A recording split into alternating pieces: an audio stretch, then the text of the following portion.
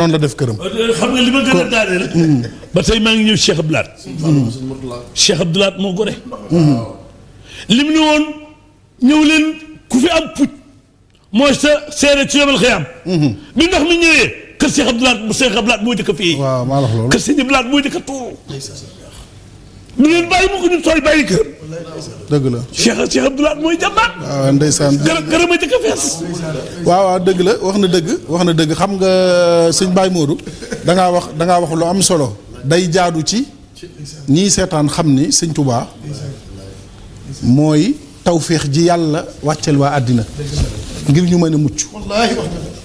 sëñ Touba gis nga Iblis li ko dal ba fii ñuy waxe nii mooy ndigal li ko yàlla joxoon mu gàntu ndigal la pour wan la ndigal li Sëñ Tuubaa indi ci àddina ku ci jaar lan nga ci mën a amee. suñ maam Aadama ak Awa bi leen yàlla dugalee àjjana ndigal lam leen joxoon bañ